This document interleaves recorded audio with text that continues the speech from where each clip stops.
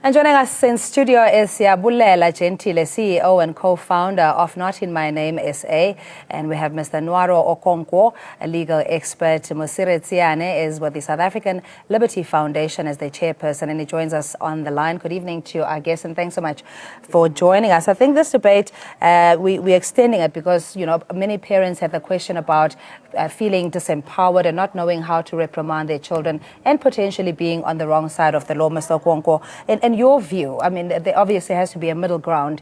What would you say is the best approach to reprimanding, especially if it's physical punishment?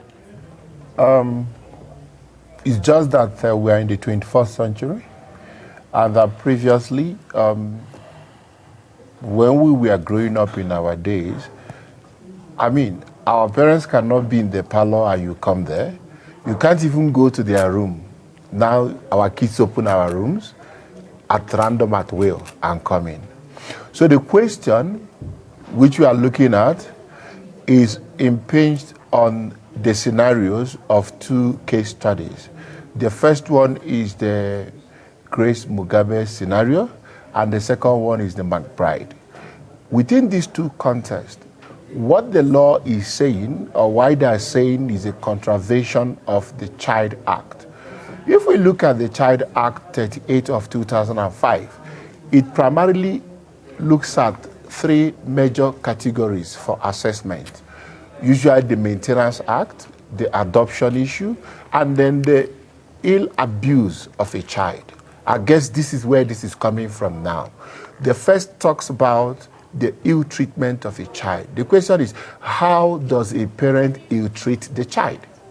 Now, Grace, for me, was out of bounds in the sense that she was disciplining another child, which was an assault, not the children. Now, McBride was throwing punches. Now, we don't know which is which. Which evidence do we take? McBride is saying he was just having a talk with the daughter in the car. How could you abuse her or assault her while he was struggling? The child says no, that he punched her severally. So I feel that the way to tame your child should not be seen from a point of abuse. That's what the law is saying. When you show tough love, it shouldn't be physical. It should be denial of certain privileges that are due to you as a child, okay, than hitting. Yeah, so you're saying as parents that, albeit that our source of reference is the way we were reared, and that a corporal punishment was permissible within the context of love or even putting you on the right path. But because we now have different laws, or more, I suppose, more protection for children, that doesn't apply anymore. So before you raise that cane or your hand, you need to consider the law, Mr. Gentile. Is this where we're going? In fact, thank you so much, Cindy. In fact, it's not where we're going, it's where we are. And perhaps I need to say that we've never had perfect parenting. It's just that now, with the emergence of technology and social media and all these things, the situation has gotten worse. And it's important to state that you'll remember that, as he said, we are not allowed to enter our parents' bedrooms and things like that. Other discussions we couldn't be part of. But now we don't need our parents to tell us that join this discussion, don't be part of this one, because of social media and things like that.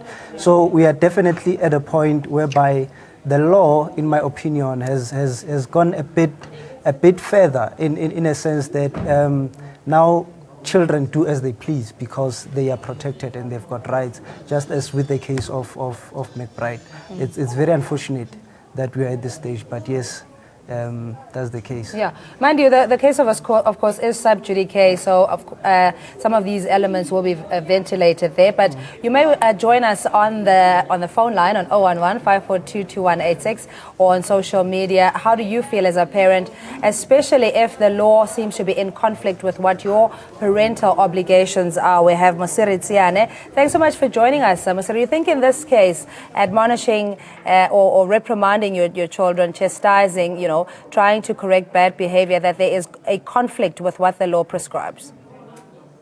Thank you, Cindy, for having me. I think what we're having in South Africa is that we have a far more advanced law than where we are. in that, in another instance, what you say is that you've got a law that is being made in the first world, one would say that, and you've got a citizens of that world who are in a third world country. Now, these laws do not correlate with the citizens themselves. That's why you will find that in most instances, you'd have that conflict that is constant, that you'd have at home parents who can, reprimand their children and take these steps further to another level. But when it comes to another sector of the law, is that we, at another instance at court, we would say that you were wrong for having done 1, 2, 3. We need to have that correlation where the law speaks to itself, or rather speak to the citizens of the country. Shouldn't be far apart from where we are. In this instance, I think we have overruled ourselves, or rather put more laws that are more restrictive in our sense. So there will always be this constant and permanent conflict between the law in itself and the citizens in this regard. I mean, from where we've been raised to all the children that are raised today, how do you make sure that you reprimand them? How do you make sure that there's discipline? At another instance, you'll have a situation where children will say that I'm emotionally abused. My parents are consistently reprimanding me of 1, 2, 3. So the law will say that you shouldn't emotionally abuse your children, because if you do that, you'll find yourself in the wrong. We've got to find a correlation. There has to be a mechanism in which the law and the citizens are one, not the other that find itself in the first world and the other one find itself in a third world. Now that's where we are, and that's why we're having this discussion. That's why we're having a conflict or misunderstanding about what the law says and how do we reprimand our children. All right, we take callers on 011, sorry, Mosiri, 011-542-2186. We have Saneliso in Tembisa. Good evening to you, and Krusty from Cape Town. You next. Let's start in Tembisa. Hi, Saneliso. Hi, how are you? I'm good. How are you? Fine. Okay. Please turn down your TV set. It's giving us feedback, Saneliso, and maybe share your pearls of wisdom as to how best to rear children or to raise them without necessarily having to be physical, or even if you choose to, that you're not on the wrong side of the law. Saneliso, yeah. On this such kind of stories about children and corporal punishment, I think what I think about it is not, in some ways you can say no, it's not good to have a corporal punishment, but now look at the life our children now they are living around us. We don't even tend to respect our elderly because we don't even have a corporal punishment. You know, when we were growing up, when we were still young, we know that even a neighbor should discipline me. Even someone who doesn't know me, where I'm from, could discipline me. But now our children, they can do anything at any time in front of any elderly person because of these such kind of laws that we can say corporal punishment. The law, they have to analyze the situation, how they can weigh this thing that they can call corporal punishment. Because if a child misbehaves and doesn't have a discipline, even in biblical way, as most of us now, we are almost Christians. We know that it is advised that a parent can discipline his or her own child so that he can be on the right track. Yeah, Saneliso, thank you so much. Yeah, no, thank you so much. I think it's also not unique to South Africa. Many parts of the world, they have, I suppose, what some would call progressive laws when it comes to corporal punishment. Krusty, good evening to you, and thanks for your patience. How are you? I'm fine, I'm okay. Mine is, we need to review the Constitution itself, because the problem is the Constitution. At school, our children are being taught life orientation. But because they know the Bill of Rights, they are abusing it. The moment you raise your voice, they say it's a verbal abuse. In law, you can be charged, especially the educators, the parents. It's not only, say, Robert McBride. Even all the parents are facing the same problem. You cannot raise your voice, you cannot do anything. It means now the parents cannot discipline their own children. The moment you start to do that, you will be on the wrong side in terms of the law. You will be arrested. And you can say even 5 years to 10 years in prison. That child of yours maybe is using substance abuse. The moment that child is using substance abuse, it means now there's a third element. So what The do you behavior do will then in change. that case? Because you have to, your parental obligation is to nurture, protect, fight and defend your child at whatever costs. So what do you do? Do you just give up? Or Crossy, in your view? No, you can't give up. Maybe you use the positive reinforcement. You say, my child, can you do this? If you don't do that, I won't give you this and that. So you are able to do. But when you are angry, you can't do anything because you are angry. You need a situation where you are sober, where you are calm. You start to lay the rules and regulations. We must do A, B, C, D, and C. So Yeah. the moment you do that, it's easy for you. But the moment you are angry, you must just back off because nothing will do rationally. Yeah, You will nothing be comes out of that, and there are terrible consequences. Krusty, thanks so much for calling us. And our chief caller, Felix in Mbombela, good evening to you. Thank you, Cindy, for taking my call. You're welcome. Oh, yes, I think it is clear now that parents will be so much careful to reprimand their children, and which is very bad. In my own case, if a child doesn't want to listen to me, I just tell him, you can pack your bag and leave my house. No matter where you go, whatever you do with your life, it's your life. I'm no longer going to be caring for you anymore because you don't want to listen to me. Simple and straightforward. But we must understand two differences between Grace Mugabe and McBride. McBride is reprimanding his family member. Grace Mugabe is not.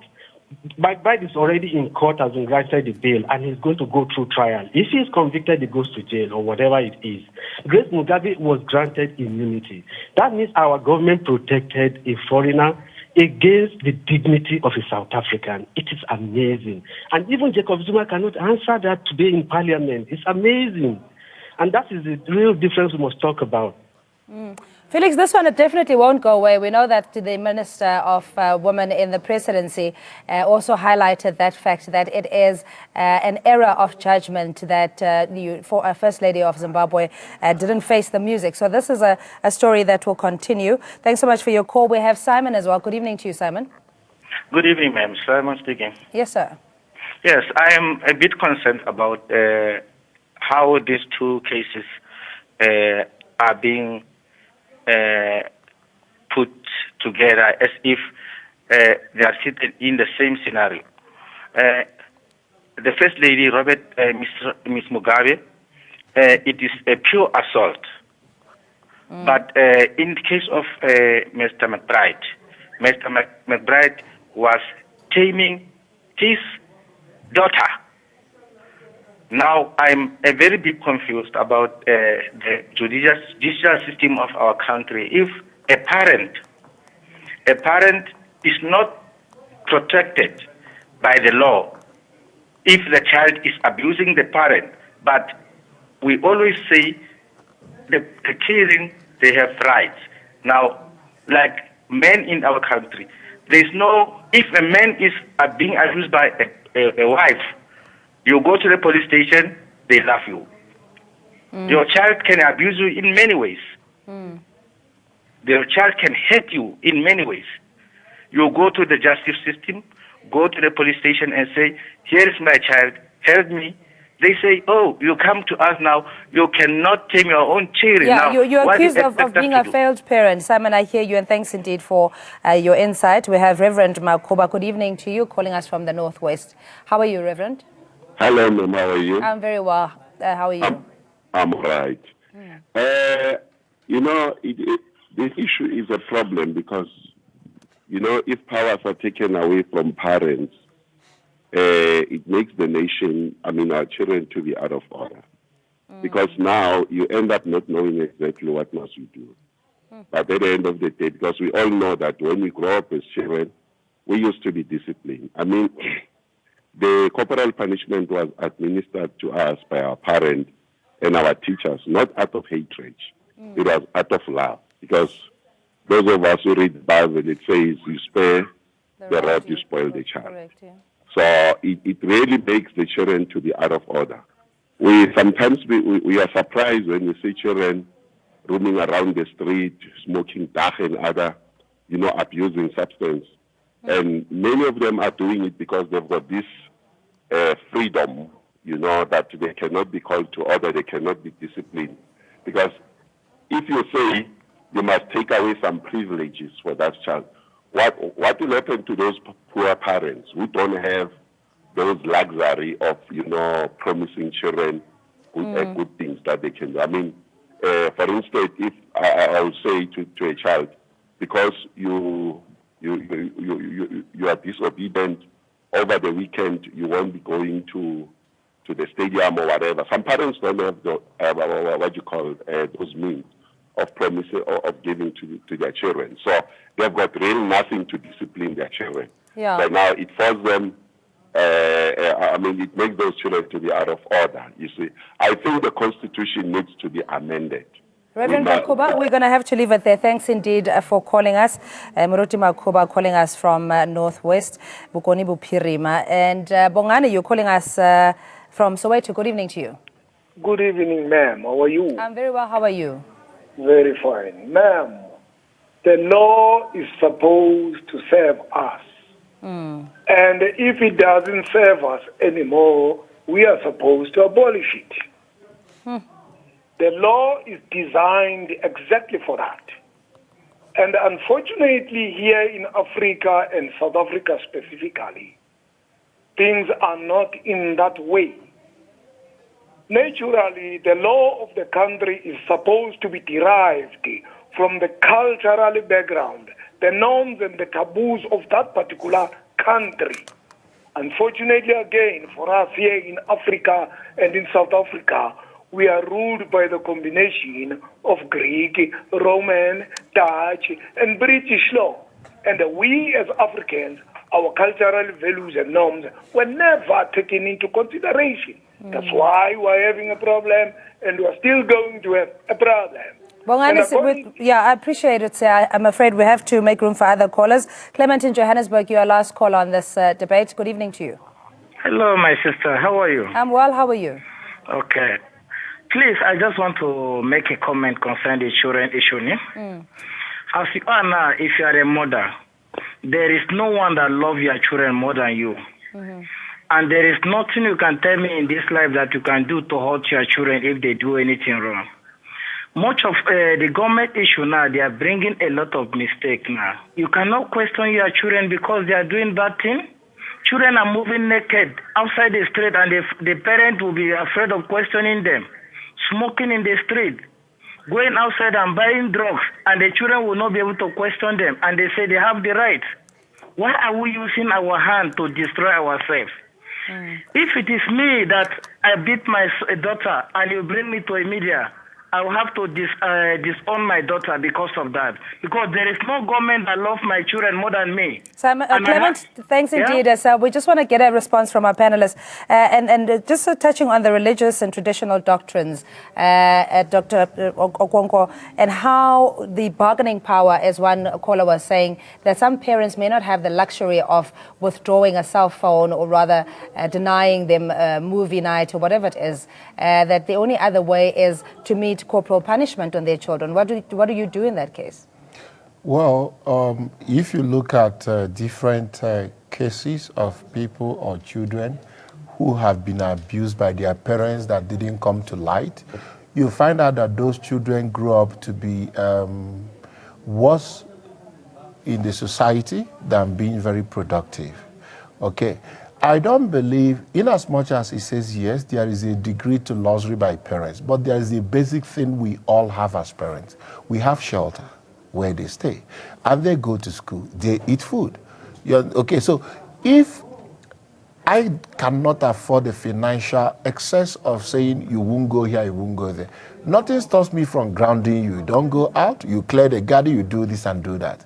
You know, the essence of liberality should not be taken from meekness. Hitting a child, in as much as whatever reason you have, at times destroys the child's confidence and a lot of things.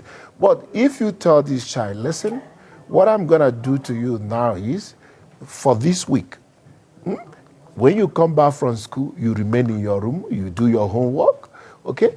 And you clean the house, you do this and you do that. And if there's retaliation, if there's retaliation, then you deal with it from a context of wielding the role of a father in a family. You really don't need to hit a child to drive to a point. Okay. I think what the law is saying basically is, we are not saying that we love your children better than the society or the government. However, you can't, your child will not go and report you and the eye is almost falling out of the socket, the teeth is gone and that's what the law is saying. Okay, provide tough love for your child without physically abusing or destroying their confidence. All right, I'll get your point. Francisca, calling us from Zimbabwe. Good evening to you. Good evening. How are you? I'm very well. How are you? First, I want to share with you, I'm turning 60 this year. Yes, ma'am. I have 8 children.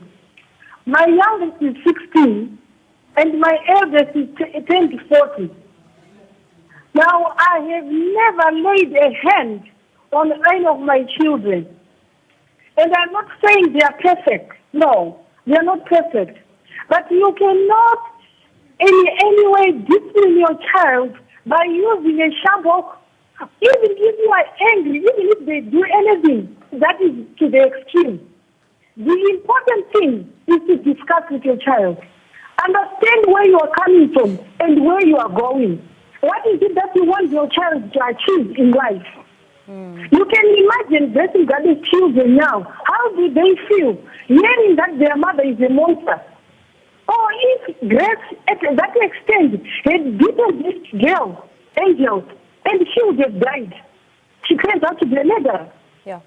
No matter what your child does, there are so many adversaries in the present day that affect our children. We need to have dialogue. Thank you so much, Francisca, calling us from Zimbabwe, turning 50, or she's 50 with 8 children, 60, I beg your pardon, and never have laid a hand on her children, saying, you know, there are different mechanisms that you can engage your children with. Mr. Gentile, and especially in an environment where there's such high levels of women abuse, child abuse, and femicide, that we need to find other approaches. I think in this instance of the lady that just called now, it's a matter of different strokes for different folks, really, because people are not the same and children are not the same and the backgrounds and environments are not the same.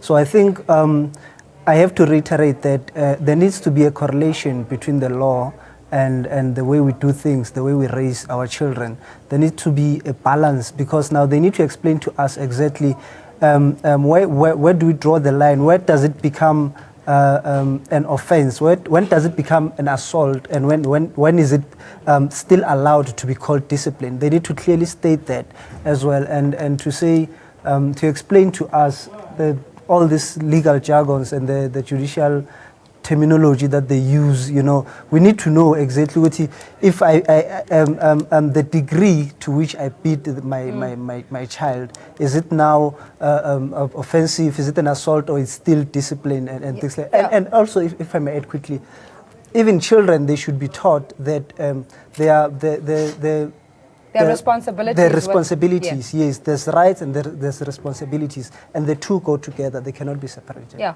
Mosiri, just very briefly from you, in these two scenarios, whether at face value, of course, because we don't know the details, that it's potentially parents could be victims of the law while you're trying to execute your parental responsibilities. Well, it is without doubt that indeed it is different strokes for different folks. One needs to repeat that we've got to find a balance for our law, where we will find that the custom, practice, the traditions versus the law, you've got to meet each other. There's got to be a way in which the law meets its own people. But with regards to the two cases that one has alluded to, in this instance, the McBride case together with the Grace, one can consider the Grace Mugabe as having being committed an assault, but one will also say that you have taken as a parent a step in protecting your child, and that's how far you would have go as a parent. That's no question about it. And having to consider it as a criminal case, one is upset because really there is a law that has there. Would it have been one queen from England, people would have be speaking a different language altogether. We Africans like to undermine ourselves. If there are rules and laws that are there that says any person from that has been granted immunity in terms of their presidential status or the wife of the president and so forth. We've got to take it as that. Any international person, whether from Africa, whether from Europe, whether from Africa, they'll be granted the same immunity in equal terms. Yeah, so we're going to have to leave it there, I'm afraid. I hate to break your word, but thanks indeed. Mosiretsi Arnes with the South African Liberty Foundation is their chairperson. Siyabulele Gentile, CEO and co-founder of Not In My Name SA. And Nwara Okonkwo is a legal expert. And you at home, thanks indeed for calling. We're back after this.